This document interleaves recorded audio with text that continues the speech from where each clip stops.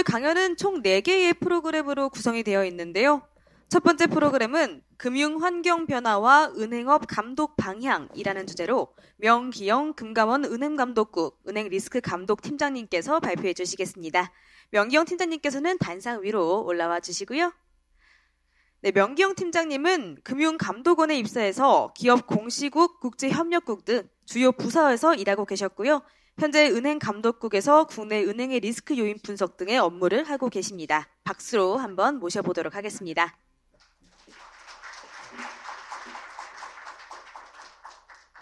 안녕하십니까. 방금 소개받은 금융감독원 은행감독국 명기영 팀장입니다. 오늘 딜사이트 금융포럼에 연사로 초청해 주셔서 굉장히 감사하고요. 여러분께 조금 의미 있는 한 30분이 되도록 하겠습니다. 제가 오늘 맡은 내용은 이제 금융환경 변화와 은행 감독 방향이라는 주제로 제가 여러분께 말씀을 드리게 되었는데요.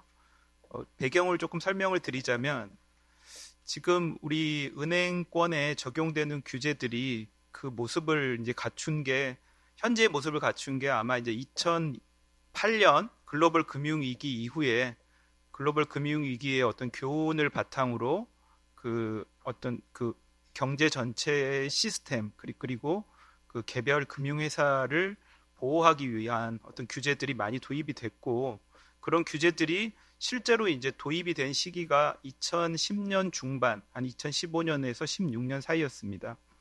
이제 여러분도 잘 아시다시피 이제 그 당시에는 금리가 굉장히 낮은 시기, 그리고 금융 완화의 시기였습니다.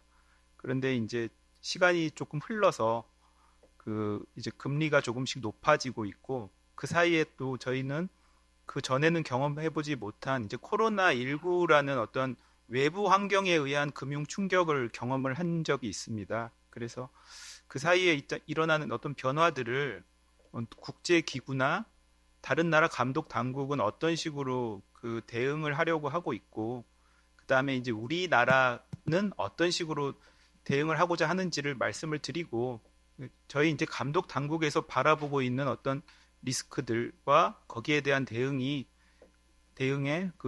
은행들은 또 어떻게 준비를 할 수 있을지 여러분께 좀 말씀을 드리고자 합니다.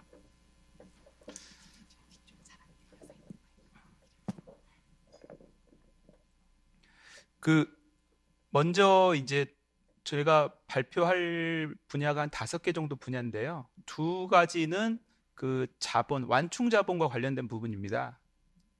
그래서 첫째는 은행업 전체, 그러니까 이제 거시 규제라고 할 수 있는 경기 대응 완충 자본에 대한 거고요. 2번째 거는 개별 은행에 대한 맞춤형 완충 자본이라고 할 수 있는 스트레스 완충 자본에 관한 내용입니다. 그리고 3번째는 유동성 리스크 관리를 어떻게 강화를 할 것인지, 4번째는 달라진 금리 환경에서 금리 리스크는 어떻게 관리할 것인지, 그다음에 5번째는 금융회사의 행태와 문화를 어떤 식으로 금융회사 자체 그리고 감독 당국이 감독하고 관리할 수 있을 것인지에 관한 내용에 대해서 오늘 말씀을 드리겠습니다. 완충 자본 관련해서 이제 첫 번째로 제가 말씀드릴 거는 경기 대응 완충 자본입니다. 경기 대응 완충 자본을 간단히 설명을 드리자면 신용 사이클이 확장기에 있을 때 너무 많은 대출이 나가지 않도록 요구 자본 수준, 규제 자본 수준을 좀 높이고, 반면에 이제 신용 수축기에 들어섰을 때 쌓아놓은 자본을 조금씩 그러니까 사용토록 함으로써 대출이 과도하게 감소하지 않도록 이렇게 조절해주는 메커니즘이라고 보시면 됩니다. 이제 그걸 통해서 경기 순환의 어떤 진폭을 좀 줄이고, 그다음에 시스템적인 안정성을 확보하기 위해서 2008년 금융위기 이후에 이제 글로벌 규제로 도입이 된 제도입니다. 근데 이제 나중에도 좀 설명을 드리겠지만 우리나라는 일찍이 이 제도를 받아들였지만 실제 이제 이 경기 대응 완충 자본을 부과를 그동안 못하고 있었습니다. 보시면은 여기 이제 지표들이 있는데요. 저 오른쪽에 있는 이제 바젤 위원회에서 경기 대응 완충 자본 부과를 위한 어떤 주 지표로 제시를 한 그 총신용과 GDP와의 관계입니다. 이제 그 총신용 GDP 갭이 19년 2분기 정도에 그러니까 중기 추세를 한 2% 정도 벗어나서 적립 신호가 발생을 했습니다. 근데 이제 19년 2분기의 적립 신호를 저희가 해석을 하는 시점은 20년 1분기입니다. 20년 1분기는 여러분도 모두 다 아시다시피 코로나19가 이제 막 시작할 때였고, 코로나19에 따른 이제 금융의 타격에 대해서 다들 걱정하고 있을 때였기 때문에 이러한 적립 신호가 나왔지만 그 적립을 할 수가 없는 상황이었고요. 뭐 이 그래프를 보시면 아시겠지만은 그 이후로 계속 이제 굉장히 공격적인 금융 완화가 이루어져서 그 총신용이 굉장히 많이 증가를 했습니다. 그래서 이제 이러한 이제 코로나19 시절에 저희가 이제 뭐 만기 연장이라든지 상환 유예 같은 조치들이 많이 이루어졌고, 그래서 이제 그게 어떤 그러한 조치들이 이제 정상화되면서 은행이 앞으로 어떤 충격이 있지 않을까, 그런 충격에 조금 대비해야 되지 않을까라는 이제 그런 문제 제기가 있었습니다. 그리고 뭐 조금 중복되는 내용이긴 하지만 어떤 신용이 지금 그 20년 말 정도의 최고조에 올랐다가 지금 이제 약간 그 감소하는 추세이긴 합니다. 이거는 이제 뭐 총신용 GDP 갭입니다. 그러니까 총신용은 계속 늘고는 있지만 총신용 GDP 갭은 조금 이제 줄어들고 있는데요. 그래서 그 신용 확장 국면이 정점은 지났지만 아직까지는 저희 보시다시피 2% 적립 신호가 지금 2% 위에 있고 아직까지는 신용이 확장 국면에 있는 것은 사실입니다. 그리고 앞으로 신용 수축 국면이 올 것에 저희가 대비를 해야 되겠다라는 그런 이제 문제 제기에서 그 CCYB를 도입을 해야겠다라고 판단을 하게 된 것입니다. 그래서 이제 이 CCYB 제도의 국내 그 도입 현황을 보시면은 저희도 16년에 도입을 해서 그 신용 확장기에 2.5%까지 경기 대응 완충 자본을 부과할 수 있도록 되어 있습니다. 그리고 CCYB는 보통주 자본으로 적립하도록 되어 있고 그 미충족 시에는 배당 제한 등의 조치가 있을 수 있습니다. 그 적립 지표는 보시면은 그 주지표는 바젤위원회가 제시한 총신용 GDP 갭이고요. 나머지는 뭐 신용 지표, 그다음에 뭐 가계 부채, 주택 가격, 뭐 외환 관련 지표 이런 것들을 가지고 평가를 하는데요. 다만 이게 이제 바젤위원회에서 저희한테 이제 권고한 사항은 그 지표가 나타내는 어떤 숫자에 어떤 기계적으로 얽매이지 말고 감독 당국이 그 어떤 질적인 판단을 해서 부과 여부를 결정을 하라는 것입니다. 그래서 뭐 그동안에 저희가 신호가 있었음에도 부과하지 않은 것은 아마 이제 그런 그 권고를 저희가 따른 것이었고요. 그 작년 5월에 최초로 부과 결정을 했습니다. 그리고 그 작년에 그 결정한 부과 결정에 따른 실제 적립은 올해 5월 1일부터 1%가 적립이 될 예정입니다. 적립 신호 산출 방식 뭐 간단히 설명드리자면은 아까 뭐 총신용 GDP 갭이라 그러면 원 데이터를 수집을 하고 그 원 데이터의 어떤 그 중장기 추세를 저희가 계산을 합니다. 그래서 그 중장기 추세보다 위에 있냐 아래에 있냐를 가지고 그 갭을 산출을 하고요. 그 갭에 따라서 그러니까 총신용 GDP 갭 같은 경우는 그게 이제 장기 추세에서 한 2% 정도를 넘어가면은 그때부터 부과를 시작해서 10%가 되면 상한이 됩니다. 10%가 되면 2.5%를 부과하도록 그렇게 설계가 되어 있습니다. 다른 나라들은 지금 어떻게 하고 있느냐를 보시면은 지금 코로나19 이후에 지금 신용 공급이 늘어난 것에 대응하기 위해서 많은 나라들이 CCYB를 부과를 하고 있습니다. 저희도 보면은 이제 최근에 여기에 이제 동참을 하게 된 것입니다. 앞으로는 그러면 그 경기 대응 완충 자본을 어떻게 운영을 해갈 것이냐라고 했을 때 그 경기 중립적인 CCYB 제도를 한번 좀 도입을 해보겠다라는 게 이제 저희 계획입니다. 이 경기 중립적이라는 말이 조금 뭐 오해를 살 수도 있는데요. 아까 말씀드렸다시피 그 경기 대응 완충 자본이라는 거는 경기 신용 확장기에 이제 부과를 하도록 되어 있는데 이제 신용 확장기에 부과가 되어 있는 것이 없을 경우 신용 수축기가 와도 실제로 그 사용할 수 있는 버퍼가 없기 때문에 그 경기가 확장기라는 확신이 들지 않더라도 일정 수준의 그 버퍼를 그러니까 완충 자본을 가지고 가도록 하는 것입니다. 근데 이러한 이제 그 경기 중립적인 CCYB를 도입한 나라들이 그 제시한 그 이유를 보면은 신용 주기가 실제로 지금이 확장기인지를 우리가 판단하기가 되게 어렵다. 아까 말씀드렸다시피 저희가 실제로 나오는 지표를 보는 거는 그 지표가 그 표시하는 시점하고 한 두 분기 정도 차이가 납니다. 그래서 그 사이에 있었던 어떤 변화들을 저희가 또 그 반영할 필요가 있고요. 그 다음에 신용과 무관한 외부 충격, 특히 뭐 전염병이라든지 전쟁 같은 충격이 왔을 때 사용할 수 있는 좀 버퍼가 있었으면 좋겠다. 그 다음에 국내로 와서는 국내 은행 지주 같은 경우는 좀 고품질의 자본인 그 보통주 자기 자본 비율이 그렇게 높은 편이 아니다. 그거를 위해서 저희가 좀 이제 경기 중립적인 완충 자본을 도입하려고 하는데요.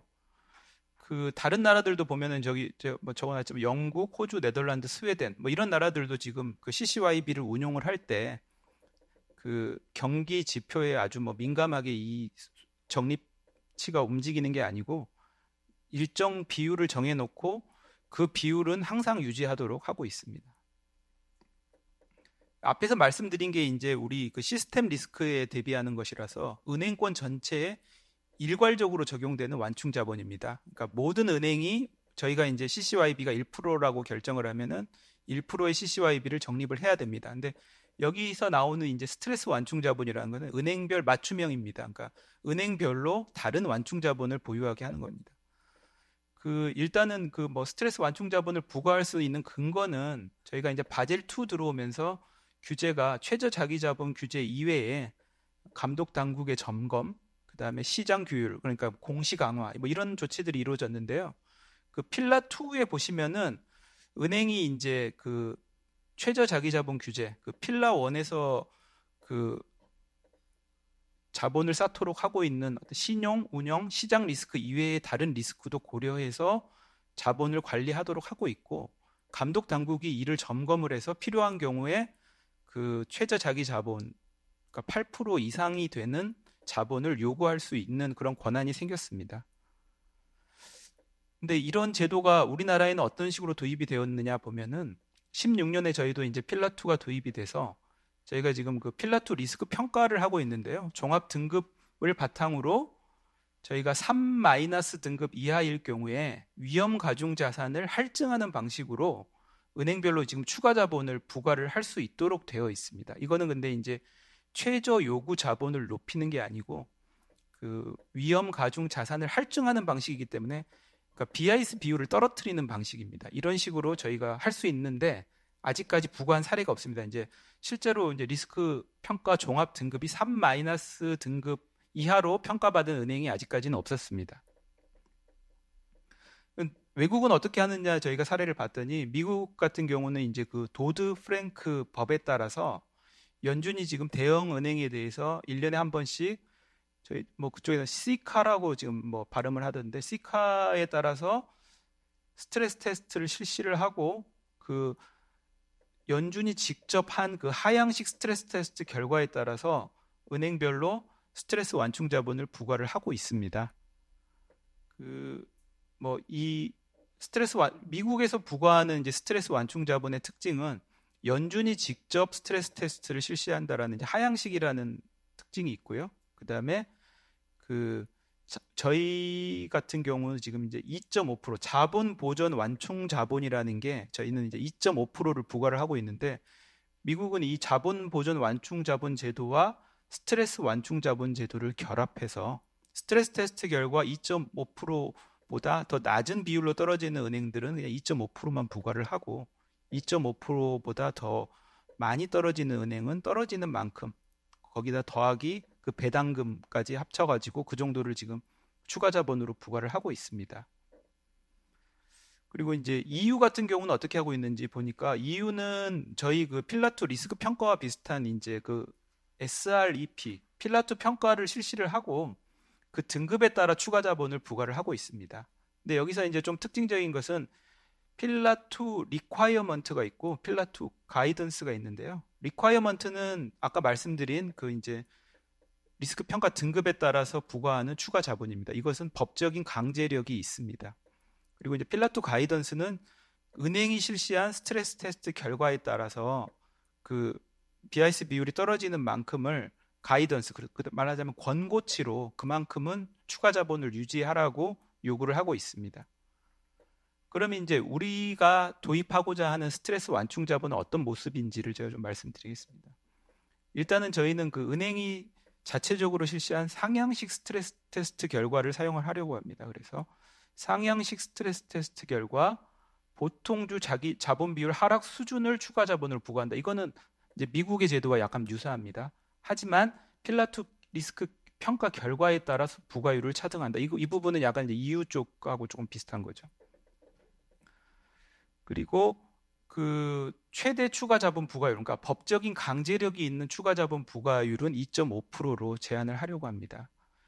그리고 그 추가 자본 부과 요구 수준이 스트레스 테스트 결과 보통주 자기 자본 하락폭보다 낮은 경우는 실제로 하락한 폭에서 우리가 이제 그 적립을 요구한 부분과의 그 차이만큼을 그 자본 적립을 권고, 그러니까 P2G, EU에서 하는 P2G와 비슷한 개념으로 가고 있는데요. 뭐 예를 들면은 은행이 실시한 스트레스 테스트 결과 보통주 자기 자본 비율 하락폭이 5%인데 저희 이제 캡이 2.5%이기 때문에 2.5%만 법적으로 추가로 이제 적립을 하면 될 경우에 나머지 2.5%만큼은 권고로 은행이 더 유지를 해야 된다. 물론 이거는 이제 뭐 실제로 뭐 증자나 이런 게 필요한 건 아니고 그 허들을 높이는 겁니다. 요구 규제 자본을 그냥 높이는 그런 것입니다. 그래서 뭐 외부 유출을 조금 제한을 한다든지 하는 거죠. 그래서 이제 한국과 미국 그다음에 EU의 제도를 좀 비교를 해보면은 스트레스 테스트 방식은 한국과 EU는 상향식, 그러니까 은행이 자체적으로 실시한 결과를 사용할 거고요. 그리고 미국은 하향식, 감독 당국이 직접 실시를 합니다. 자본 부과량은 보통주 자기 자본 비율 하락폭이라는 것에서 한국과 미국이 비슷합니다. 하지만 한국은 그 상한을 2.5%로 막아놨고요. EU는 정성 평가에 따라서 그 등급에 따라서 차등 부과를 합니다. 그리고 그 필라투 리스크 평가는 어떻게 반영되느냐? 그럴 때 한국과 EU는 그 리스크 평가 등급에 따라 차등하게 되어 있기 때문에 좀 비슷한 반면에 미국은 필라투 리스크 평가가 뭐 반영된다고 볼 수는 없습니다. 그리고 스트레스 테스트 반영 방식이 그 한국은 하락폭은 실제로 이제 그 부과량을 결정할 때 사용을 하고요. 그 다음에 품질 관리 수준, 그러니까 뭐 그 스트레스 테스트 자체를 평가를 해서 거기에 사용한 그 파라미터가 제대로 산출이 되었는지 뭐 이런 것들을 보고 있는데요. 그런 것들은 그 리스크 평가 등급에 반영이 돼서 간접적으로 반영이 되도록 되어 있습니다. 그리고 아까 말씀드렸듯이 EU는 하락폭은 가이던스에 반영이 되고 품질 관리 수준은 필라투 리콰이어먼트에 반영되게 되고 있습니다. 그 다음에 법적 강제력을 보시면은 한국 같은 경우는 요구 자본은 강제력이 있습니다. 맥시멈 2.5% 부과되는 부분. 그 다음에 권고 자본은 자율 준수토록 되어 있고요. 이 부분은 EU도 동일합니다. 미국은 전체 부과하는 양 자체가 강제력이 있는 부분입니다. 그 추진 현황을 좀 말씀드리자면은 그 작년 은행권 경영 영업관행 제도 개선 TF에서 그 도입 계획이 발표된 이후로 작년에 이제 은행하고 지주하고 같이 이제 TF를 운영을 해서 작년 하반기에 이제 시범 운영을 해본 결과 모든 은행 지주가 완충 자본 요구 수준은 충족하는 걸로 나왔습니다. 그래서 이제 올해 정식 부과를 목표로 지금 규정화를 추진 중에 있고요. 이를 위해서 이제 은행의 스트레스 테스트가 조금 더 객관성이나 비교 가능성이 더 높아지도록 저희가 좀 은행들과 계속 협의를 하고 있고, 그다음에 저희 뭐 감독 당국이 제시하는 시나리오도 조금 더 고도화하고 저희가 은행이 해온 그 스트레스 테스트 결과를 검증하는 체계도 개선을 하려고 하고 있습니다. 그다음에 이제 유동성 리스크 쪽에 대해서 말씀드리자면은 그 뭐 작년에 뭐 미국 지역은행 파산과 관련해서 그 흔히 뭐 디지털 뱅크런이라는 뭐 굉장히 빠른 속도의 예금 인출이 있었습니다. 그 실예를 보시면 이제 그 실리콘밸리 은행 같은 경우는 하루 동안 400억 달러라는 게 이제 전체 그 예금자 보호가 되지 않은 예금의 한 25% 정도의 금액인데요. 이게 이제 하루 만에 유출이 됐는데요. 그거를 2008년 금융위기 때랑 비교를 해보면은 그 당시에 그 와코비아 은행이 8일간 100억 달러, 그 다음에 워싱턴 뮤추얼 같은 경우가 16일간 190억 달러 유출. 그러니까 이게 지금 그 예금 인출 속도가 굉장히 빨라졌습니다. 요즘 뭐 엄지런이라는 그런 단어도 나오고 있는데요. 그래서 이제 국제적으로는 보면은 그 BCBS, 그러니까 바젤 위원회 같은 경우는 그 유동성 커버리지 비율 제도를 좀 개편을 하자. 거기에 들어가 있는 여러 가지 그 유동성 커버리지 비율이라는 게 이제 향후 30일간 유출될 수 있는 그 금액 대비해서 우리가 고 퀄리티의 자산을 얼마나 갖고 있느냐의 비중인데요. 그러니까 향후 30일간 유출되는 것에 대한 어떤 가정을 조금 더 현실화하자라는 것이고요. 그 다음에 ECB 같은 경우는 지금 중요 은행에 대해서 LCR 보고 주기를 과거 이제 한 달에서 이제 주 단위로 월 단위에서 이제 주 단위로 단축을 한 바가 있고요. 미국 같은 경우는 이제 뭐 현재 이제 아이디어 차원이지만 LCR 산정 시 이제 현금 유출 과정을 현실화하고 초단기 유동성 스트레스 지표, 그러니까 5일짜리 유동성 스트레스 지표를 신설하자라고 지금 OCC 미국 통화감독청에서 그렇게 제안을 하고 있습니다. 그 이제 우리나라 같은 경우는 지금 이제 감독 방향이 첫째는 이제 테크니컬리 저희가 그 유동성 지표를 산정을 할 때 어떻게 할 것이냐 그거를 바꾸는 부분하고 그 다음에 이제 예수금에 대한 감독을 어떻게 강화할 것이냐라는 부분이 맞춰져 있는데요. 아까 말씀드렸던 것들과 대충 궤를 같이 합니다. 그래서 유동성 스트레스 테스트 할 때 이탈률을 조금 더 강화하고 그 다음에 영업 일중에 예상이 되는 자금 순유출 규모 이상의 가용 자금을 가지도록 그 일중 유동성 관리 제도를 좀 저희가 중기적으로 도입을 하려고 하고 있고요. 그 다음에 그 LCR 유동성 커버리지 레이쇼 산정할 때도 예금 이탈률을 조금 더 현실에 맞게 재검토하자. 이거는 이제 국제기구에서 하고 있는 어떤 그런 LCR 제도 개편과 궤를 같이 합니다. 그 다음에 그 예금에 대한 감독은 과거에는 그 예금에 대한 뭐 뚜렷한 감독이라는 게 없었다라고 저희가 이제 볼 수 있는데요. 그 현재 그 저축은행권, 그 다음에 은행권의 예수금 모니터링 시스템이라는 거를 만들어서 그 예수금을 일상적으로 관리를 이제 모니터링을 하고 있고요. 그 다음에 예금 인출 초동 대응 장치들을 마련을 하고 있습니다. 그래서 이제 뭐 비정상적인 어떤 예금 인출 동향이 있을 때 이를 이제 모니터링하고 뭐 보고하고 대응하는 체계를 만들고 있고요. 그 다음에 이제 대규모 비대면 예금 인출에 대한 대응 조치라고 그래가지고 지금 현재 그 예금 지급 정지 기준이 자동 발동 기준이 있는데 이 부분이 조금 명확치 않은 부분을 현재의 어떤 금융 환경에 맞춰가지고 그 예금 인출에 대한 대응 조치를 강화하려고 하고 있습니다. 그 다음에 이제 금리 리스크 쪽입니다. 그 뭐 장기적으로 낮은 금리가 유지되다 보니까 최근에 이제 갑자기 금리가 높아지면서 여러 가지 이제 부작용을 저희가 목격을 할 수 있었는데요. 그 작년에 일어났던 그 실리콘밸리 은행 같은 경우는 그 뭐 미국 감독기관이 거기에 대한 어떤 뭐 보고서를 많이 제출을 했지만 그 내용에 보면은 일단은 그 장기 금리부 자산이 굉장히 많은데도 그 은행은 이제 그 금리가 떨어질 위험만 우려를 하고 있었다. 그러니까 순이자 이익이 금리가 떨어지면 감소하기 때문에 금리가 떨어지는 부분만 우려를 하고 있었지 금리가 오르는 거에 대한 대응이 전혀 없었다라는 이제 그런 교훈이 있었습니다. 그리고 또 관련된 거지만 유가증권의 그 중도 매각으로 인해서 미실현 손실이 갑자기 인식됨에 따라서 BIS 비율이 갑자기 떨어지는 뭐 그런 부분이 있었습니다. 여기에 대해서 지금 바젤 은행감독위원회는 그 은행들의 어떤 은행 계정 금리 리스크 관련해서 표준 금리 시나리오 변경을 지금 추진 중에 있습니다. 이제 과거 저금리 때에는 어떤 표준 금리 시나리오 자체가 너무 그 엄격한 기준을 적용하는 게 아니냐라는 비판도 있었지만 지금 이제 금리가 조금 높아진 상황에서 보니까 오히려 그 가정 자체를 조금 더 강화해야 되는 게 아니냐라는 목소리가 요즘 또 나오고 있습니다. 저희는 지금 하고 있는 게 그 금리 리스크 관련해서 은행이 이제 자체 스트레스 테스트 할 때 다양한 금리 시나리오를 좀 반영을 했으면 좋겠다라는 그런 의견이고요.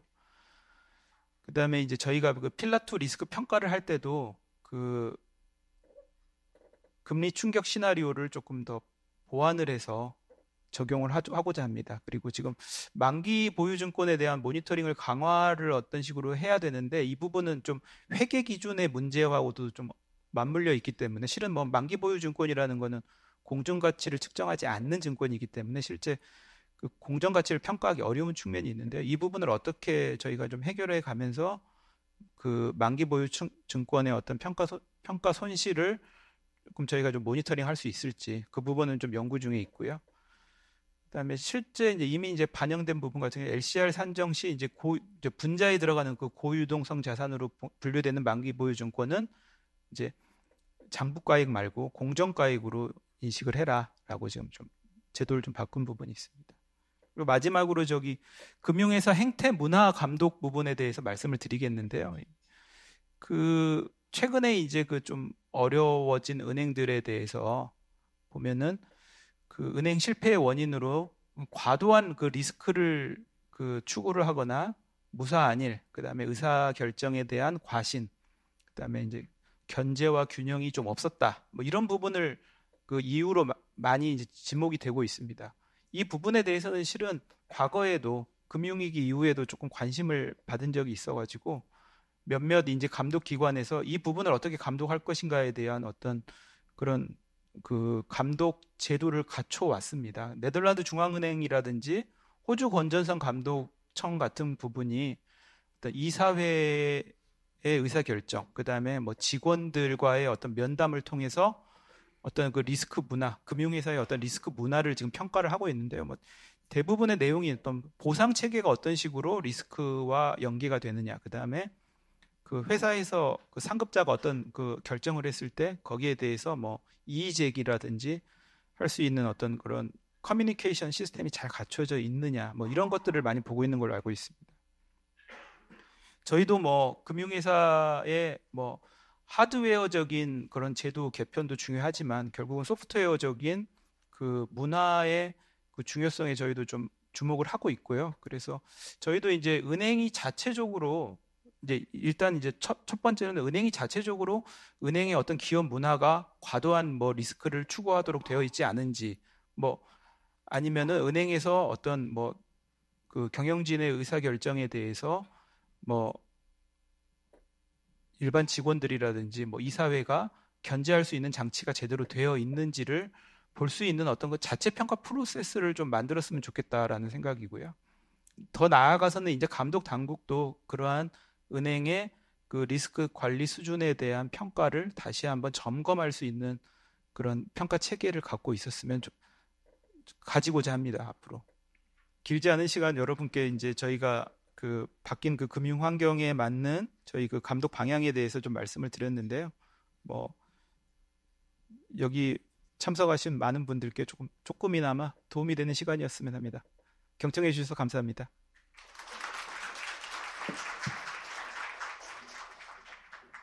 네, 명경 팀장님 감사합니다.